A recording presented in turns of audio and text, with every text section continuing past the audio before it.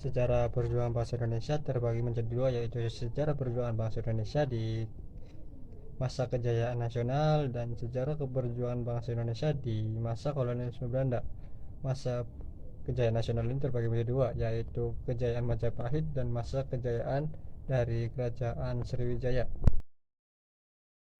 Pada masa kejayaan Majapahit, kerajaan Majapahit cukup berkembang dalam bidang politik, perekonomian, dan perdagangan global. Kerajaan Majapahit sendiri melancarkan strategi dengan memperluas wilayahnya ke luar Jawa. Sistem pemerintahan dari kerajaan Majapahit bersifat monarki atau turun-menurun dan masih satu ukuran dengan kerajaan Singapura. Puncak kejayaan kerajaan Majapahit adalah di saat gagasan mereka untuk menyatukan wilayah-wilayah di Nusantara terwujud. Selain itu juga kerajaan lain pun banyak yang mengirim utusan mereka ke kerajaan Majapahit, bukan dalam rangka peperangan tapi dikarenakan urusan perdagangan. Kerajaan Majapahit juga sering melakukan perjalanan muhibah armada dagang untuk memperluas wilayah mereka. Kekuatan utama dari kerajaan Sriwijaya adalah penguasaan terhadap daerah Selat Malaka sehingga memegang kunci pelayaran perdagangan ke Cina dan negeri-negeri barat. Sektor perdagangan dan pelayaran yang menjadi sektor andalan kerajaan Sriwijaya membutuhkan pengawasan langsung dari penguasa kerajaan. Kerajaan Sriwijaya mengalami fase kejayaan dikarenakan sistem maritim mereka yang kuat dan tak terkalahkan. Oleh karena itu, kerajaan Sriwijaya terkenal karena mampu mengembangkan sektor perdagangan dan pelayaran dikarenakan letak wilayah yang strategis. Menurut kerajaan Sriwijaya mengalami kejayaan di bidang perdagangan dan pembayaran sekitar abad ke-5.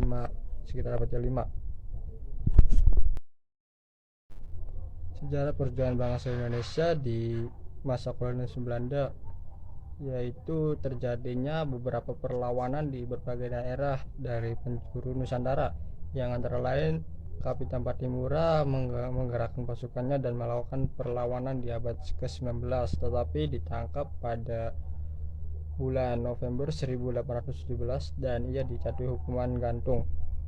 Dan Tuan Ku Imam Bonjol melakukan pergerakan di Sumatera Barat pada tahun 1821 sampai 1837.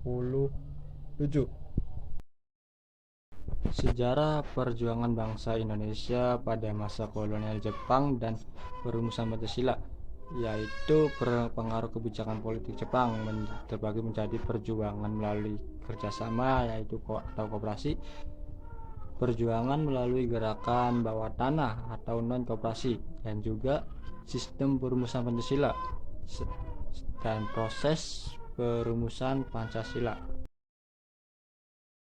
Pancasila sebagai dasar negara Republik Indonesia.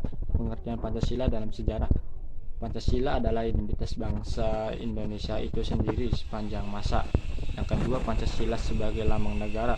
Lambang negara Indonesia Kesatuan Republik Indonesia itu berbentuk Garuda Pancasila yang kepalanya menoleh lurus ke belakang kanan, perisai yang berupa jantung yang digantung dengan rantai pada leher Garuda, dan semboyan Bhinneka Tunggal Ika ditulis di atas pita yang dicengkram oleh Garuda. Yang ketiga, burung Garuda mengambil bentuk jenis burung yang tertentu mewakili identitas bangsa Indonesia karena Kesepakatan Rakyat Indonesia, lembaga perwakilan.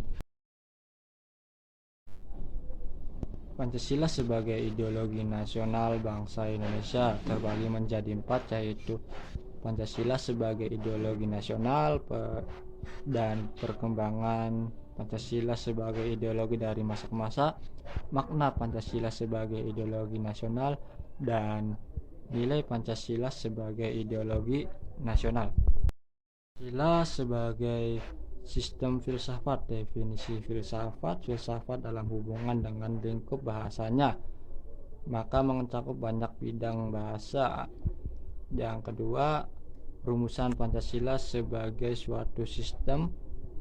Yang ketiga, Pancasila sebagai sistem filsafat. Dan yang keempat, sila-sila yang terkandung dalam Pancasila.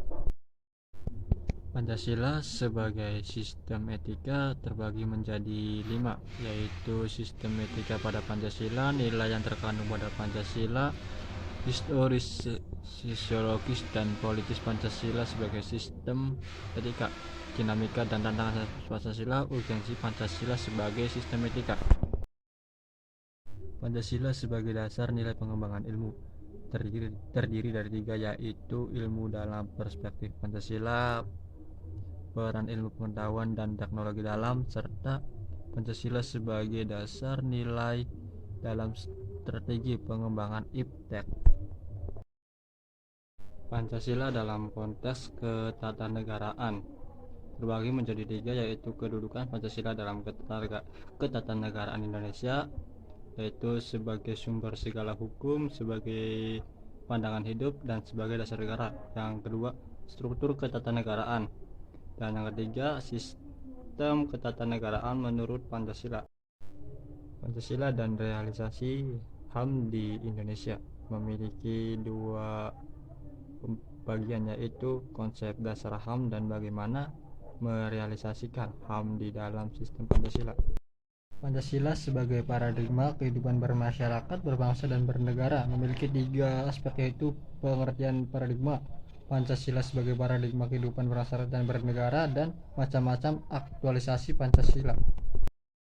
Dinamika pelaksanaan Pancasila dan Undang-Undang Dasar 1945 sebelum reformasi, sejarah dan perkembangan Pancasila di era Orde Lama, Pancasila sebagai ideologi negara, dan sejarah dan pelaksanaan Pancasila di era reformasi.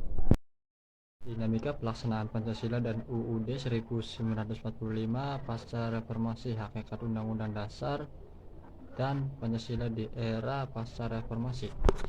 Telaah Pancasila terhadap isu yang berkembang di masyarakat, yaitu Pancasila sebagai wujud kepercayaan, akulturasi Pancasila, dan permasalahan sosial dalam 5 sila Pancasila.